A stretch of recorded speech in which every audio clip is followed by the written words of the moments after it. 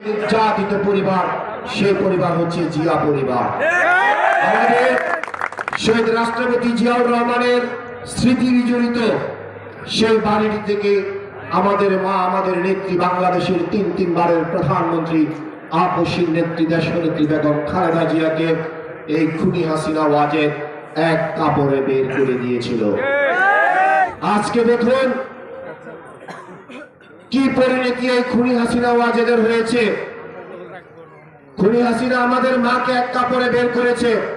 আমাদের নেতা, বাংলাদেশ জাতীয়তাবাদী দলের ভারপ্রাপ্ত চেয়ারম্যান শহীদ রাষ্ট্রপতি জিয়াউর রহমানের সুযোগ্য উত্তরসূরি বিএনপির ভারপ্রাপ্ত চেয়ারম্যান জনাব তারেক রহমানকে একের পর এক মামলা দিয়ে, মিথ্যা মামলা, ষড়যন্ত্র মামলা দিয়ে, একের পর এক রায় দিয়ে আজকে দেশান্তর করে রেখেছে।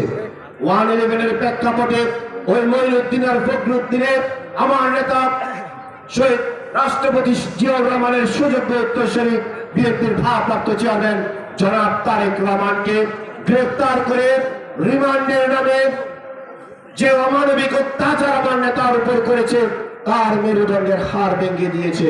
তিনি এখনো সুস্থ হতে পারেননি, তিনি লন্ডনে চিকিৎসারত অবস্থায় আছেন।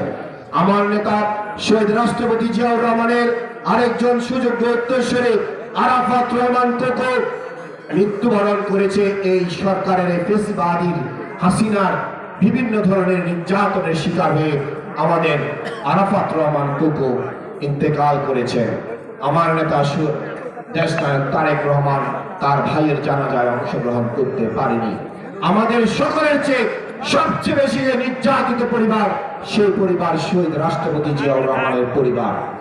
এই শহীদ রাষ্ট্রপতি জিয়াউর রহমানের পরিবারের উপর বাংলাদেশের টেকনাফ থেকে তেতুলিয়া, রূপসা থেকে পাথুরিয়া শুধু বিএনপির নেতা কর্মীদের উপর অত্যাচার করেনি, বাংলাদেশের আপনের সাধারণ জনগণের উপরেও এই ফ্যাসিস্ট হাসিনা অত্যাচার তার স্টিমুলার চালিয়েছে। যার প্রেক্ষাপটে উপরওয়ালার কি পরিণতি দেখেন, শেখ হাসিনা ওয়াজেদ আজ দেশে থেকে চিরতরে বিতাড়িত হয়েছে। আমরা 5 আগস্ট কি দেখতে পেয়েছি? হাসিনা তার আমাদের প্রিয় নেতা হাজী আমিনুর রশিদ ইয়াসিন সাহেব বক্তব্যে বলেন তার দুপুরের খাবারটুকু পর্যন্ত খেতে পারেনি। সেনাবাহিনীর কর্মকর্তা, বিভিন্ন প্রশাসনের কর্মকর্তারা তাকে দেশ থেকে পালিয়ে যেতে বাধ্য করেছে। আর জীবনে সেই দেশে আসতে পারবে কিনা, তার লাশ এই দেশে আসতে পারবে কিনা আমরা জানি না। প্রিয় উপস্থিতি, আজকের এই সম্মেলন থেকে আমি শুধু আপনাদের কাছে উদাত্ত আহ্বান জানাবো, যারা আমাদের প্রিয় নেতা বিএনপির ভারপ্রাপ্ত চেয়ারম্যানের মেরুদণ্ডের হাড় ভেঙেছে, যারা আমাদের নেত্রী দেশনেত্রী বেগম খালেদা জিয়াকে এক কাপড়ে বাড়ি থেকে বের করেছে, সেই আওয়ামী লীগের দোসররা এখনো বাংলাদেশে আছে এবং এই 18 নং ওয়ার্ড বিভিন্ন জায়গায়ও কিন্তু ওই দোসররা আছে। কোনোভাবেই যেন তারা মাথা চাড়া দিয়ে উঠতে না পারে, সেজন্য আমাদেরকে ঐক্যবদ্ধ থাকতে হবে। আমাদেরকে আমাদের দলের প্রত্যেকটি কমিটির প্রত্যেকটি নেতা কর্মীকে ঐক্যবদ্ধ থাকতে হবে। সকল ধরনের ষড়যন্ত্রের মোকাবেলা করার জন্য আমাদেরকে কাঁধে কাঁধ মিলিয়ে এগিয়ে যেতে হবে।